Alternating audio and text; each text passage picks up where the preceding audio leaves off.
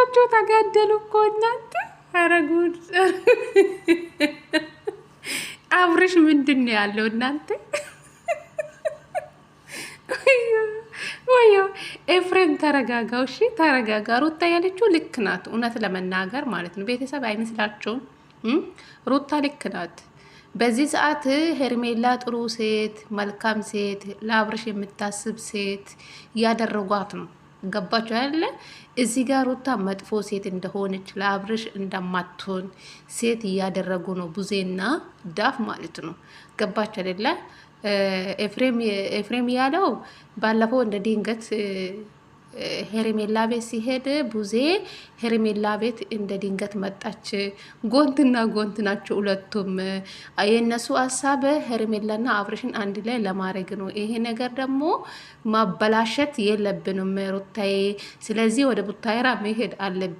ለምን ለቀቅሹ? ለምን ዝም አልሹ? እኔ ቢኖር አይሄዱም ነበረ። ለምን አብርሽን ሂጂ ብለሽ ፈቀርሽው? እንዴት እንደሆኑ ታውቃላችሁ አይደለም? ባለፈው እውነት ለመናገር ሩታ እንኳን እንደምትመጣ አልነገሯትም። አብርሽ እንደሚሄድ ማንም ሳይነግራት ነው ሩታ እንደ ድንገት የው ሰምታን የመጣችው። እነሱ የጠሩ ውሽምት ማለት ነው። አብርሽን ለመሸኛት የመጣችው ውሽምት ናት። ይሄ ሁሉ የማን ስራ ነው? የቡዜ ስራ ነው። ገባችሁ አይደለ? ስለዚህ እዚህ ጋር የተናገረችው ሩታ ልክ ናት ብዬ አስባለሁ። እዚህ ጋር የው ዛሬ ትላንት እሺ፣ እንደ ዛሬ ከሄደ ዛሬ ሄዶ እንዴት እነሱ በመንግስት ጋሼ ቤት የሚሄዱ በጣም ትንሽ አይከብዱም? ምንም አይበላሹም። እውነት ለመናገር አብርሽ እኮ ከሄደ ቤተሰብ ጋር ነው። ምንም አልታመመም እኮ አብርሽ፣ ምንም አልሆነ። ዝም ብሎ የሚቀባጠሩ እነዚህ ቡዜና ዳፍ ናቸው፣ እነዚህ አሽቃባጭ ማለት ነው። ሩታ እኔ ጋሼ በጣም ይወደኛል፣ እኔ ከጋሼ ጋር መጣላት አልፈልግም፣ አብዬ ነው አለች አይደለ? ከአብዬ ጋር መጣላት አልፈልግም አለች ሩታ ማለት ነው። ቤተሰብ ሩታ ያለችው ልክ ናት። ትንሽ ቢቆይ ከራሱ ጋር እስኪ ትንሽ ቢቆይ ጥሩ ነው ብዬ አስባለሁ። ለምን እንደሆነ ታውቃላችሁ? ሩታ ናት እንደዚህ የምታደርገው፣ ሩታ ናት እንደዚህ የምታደርገው ስለሚሏት የሩታ ስም መራራ ስለሆነ ሁሉም ነገር ሩታ ላይ ነው የሚገነው። ገባችሁ አይደለ? የምትረገጠው ሩታ ናት። አብርሽ ምንም አልሆነም። ገባችሁ አይደለ? መቼም ከወንድሙ በላይ የእኛንን የምናውቀው አትበሉ፣ ተመልካች ማለት ነው። እናንተ በጎች ማለት ነው። በተለይ የአብርሽና የውሽምት በጎች ማለት ነው። ኬት እንደመጣችሁ አላውቅም። ኬት እንደመጣችሁ አዳዲስ በጎች ናቸው ደግሞ የድሮ በጎች አረ የድሮ በጎች እኮ ነቁ ወደ ራሳቸው ተመልሰው አሁን አዳዲስ በጎች ናቸው የመጡ። አረ ይቅርታ እንደዛ ስላቸው ቅር እንዳይላችሁ የብሬ ነው የምላችሁ ቤተሰብ። የድሮ በጎች ተመለሱ እኮ ወደ ራሳቸው። እግዚአብሔር ነው የምላችሁ። የአሁኑ በጎች ግን ኬት እንደመጡ ሄርሜላ ከመጡ በኋላ ሄርሜላ ከመጣች በኋላ ነው እንጂ እናንተ አማርኛ ጠፋብኝ ዛሬ። በፈጣሪ ሳቆ ምንም ማድረግ አይቻልም። እና ምን ለማለት ፈልጌ ነው፣ ሄርሜላ ከመጣች በኋላ አዳዲስ በጎች ናቸው የመጡ፣ የዝሙት ተባባሪ ማለት ነው። ሩታ ናት አብርሽ ላይ መታት እያደረገችው እያሉ የእሷን ስም እያጠፉ ነው በየቦታ። እሷ ግን ሰምታ እንዳልሰማ ሰው ሆና ነው ዝም ብላ ያለፈችውን ያለችው ማለት ነው። አንደኛ ነገር ስም በመጠፋት እንደሚከሰሱ ታውቃላችሁ።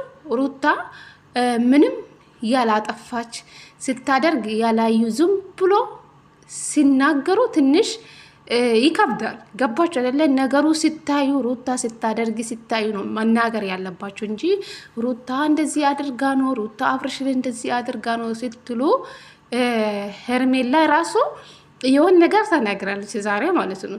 የሆን ነገር ኤፍሬምና ሩታ የሆን ነገር አብርሽ ላይ እንዳያድርጉ እኔ እሱ ማጣት አልፈልጉ። ይሄ ራሱ አንድ ጥፋት ነው ሄርሜላ ማለት ነው። አንቺ ውሽሜት ተጠንቀቂ። በተለይ እንደዚህ ያደረጉ እንደዚህ ሊያደርጉ ነው እንደዚህ ምትይ ቃላትን ደጋግማ የምታወሪ ከሆነ እኔ ብዬሻለሁ። የምሬ ነው የምልሽ። በህግ ትካሰሳለሽ። ታውቂያለሽ አይደለ? አላየሽም። ያላየሽውን ነገር መናገር የለብሽም። ሰላም ጤና ይስጥልኝ ውድና የተከበራችሁ ቤተሰብ እንዴት ናችሁልኝ? አላችሁልኝ? እኔ ደህና ነኝ፣ ፈጣሪ ይመስገን ብያለሁ። ከች ብዬላችሁ በድጋሜ መጥቻለሁ ማለት ነው የኔ ውዶች ማለት ነው። ዛሬም እንግዲህ ሩታና ኤፍሬም እዩ አንድ ላይ መጡ። እንግዲህ ግዴታ ወደ ቡታየራ መሄድ አለብን፣ አብርሽን ማመጣት አለብን፣ ነገሮቹ እንዳይበላሽ ሄርሜላ ሄዳ ነገሮቹ እንዳታበላሽ። አንደኛ ነገር ቡዜና ዳፍ ጋሼና አባዬን ነገሮቹ ሄዶ እኛ ላደረግን ነገር አደረጉ እያሉ እንዳይሞሉ አልፈልግም። ስለዚህ እኔ አንቺ ካልሄድሽ ከጋሼና ከአባዬ ጋር መቆራረጥ ካልፈለግሽ እኔ ሄዳለሁ። እኔ ብቆራረጥም ቤተሰብ ነው፣ እኔ ምንም አልሆንም እና እኔ ሂጄ አመጣለሁ አብርሽን። ስለዚህ ዛሬ ወደ ቡታየራ ካለን ነገሮቹ ይበላሻሉ። እኔ ቢኖር አብርሽ ወደ ቡታየራ አይሄዱም። ሩታ ደግሞ ለቤተሰብ አስባ ነው። ገባችሁ? ትንሽ አብርሽ ከጋሽ ጋር ይሁን ከራሱ ጋር ይሁን ለማለት ነው ሩታ ያለችው። ልክ ናት። ኤፍሬም መረጋጋት አለበት ማለት ነው። መረጋጋት አለበት። አንደኛ ቤተሰብ ጋር ነው የሄደ አብርሽ ማለት ነው። ከራሱ ጋር መሆን አለበት ትንሽ ጊዜ፣ ለአንድ ሳምንትም ቢሆን ማለት ነው። ሄርሜላ ዝም ብላ ነው የምትለፋው። እሷ ዝም ብላ ነው የምትለፋው። መቼም ሩታ አሳልፋ ለውሽምት እንደማሰጠው ታውቃላችሁ። ሄርሜላ ይሄ ስጋት ውስጥ ገብታ ነው። ገባችሁ አይደለ? ስጋት ውስጥ ስለገባችሁ ለዛ ነው እንደዚህ እያለቃቀሰች መጣች ዛሬ ማለት ነው። ገባችሁ? የሰው ነገር የሰው ነው። የሰው ነገር ላይ ፊት አትበሉ ሴቶች በተለይ ማለት ነው። እቺ ሄርሜላ አይን ያወጣች ሴት ናት። እቺ ጋር ለመውጣት የምሬ ነው የምላችሁ ቤተሰብ። ከሄርሜላ ምንድን ነው የምትማሩ ታዲያ? ዝሙት እኮ ነው። ስለዚህ የሰው ነገር የሰው ነው። የሰው ነገር መልሱ። በሰው ነገር ላይ ፊት አትበሉ። ገባችሁ አይደለ? ኤፍሬም ያለው ልክ ነው። ቡዜና ዳፍ የእነሱ አላማ ሄርሜላና አብርሽን አንድ ላይ ለማድረግ ነው የነሱ ሀሳብ ማለት ነው። ሩታም ታውቀዋለች። ሩታ እኔ መጥፎ ሴት እንደሆንኩ እያደረጉኝ ነው፣ እኔ የተረጋኩ እንደነሱ መሆን ንግግር ምናምን ሞራ ስላልፈለግኩ ነው፣ እኔ መጥፎ ሴት እንደሆንኩ እያደረጉኝ ነው። ስለዚህ ነገሮቹ ምንድነው ሰምተን እንዳልሰማ ሆነ ማለፍ ነው ያለብን ነገሮቹ እንጂ ሂደውን ከተጋፋን ሌላ ነገር ያስባሉ። ስለዚህ ነገሮቹን አስበንበት ብናደርግ ጥሩ ነው በማለት ነው ሩታ የተናገረችው። ሩታ ያለችው ልክ ናት፣ እውነት ለመናገር ማለት ነው። ኤፍሬም መረጋጋት አለበት። አንደኛ ነገር ሩታውን ቡዜ ጋር ድንገት ነው የሄደችው። ስለዚህ አብርሽ ወደ ቡታየራ እንደሚሄድ አልነገሯትም። ለውሽምት ነው ተደውሎላት የመጣችው። ገባችሁ አይደለ? ሩታ ደግሞ አብርሽን ይዛችሁ አትሄዱም ካለች ይሄ ቡዜና ዳፍ እንዴት እንዳደረጋችሁ እኛ አይተናል በቪዲዮ ማለት ነው። መቼም ቪዲዮን አይታችኋል ኤፍሬም ማለት ነው። ስለዚህ ትንሽ ብትረጋጉ ጥሩ ነው ብዬ አስባለሁ። አንደኛ አብርሽ ከራሱ ጋር ይሆናል። ጋሽም ቢሆን እኮ ትዳርክ ከንትታ ወደ ሌላ ሴት ሂድ አይሉም። እውነቴ ነው የምላችሁ። አብርሽ አሁንም ከራሱ ጋር አይሆኑም። ወደ መጀመሪያ ህይወት ካልተመለሰ አብርሽ ሰላማዊ ህይወት ከሄርሜላ ጋር መቼም አይቀጥሉም። ቤተሰብ ልጁ እንዶ ከአይምሮ ነፃ እንዳይሆን ነው መፈረው። ገባችሁ አይደለ? ሰላሙን ቢሰጡ ወደ ድሮ ትዳሩ ቢመለስ መልካም ነው ብዬ አስባለሁ።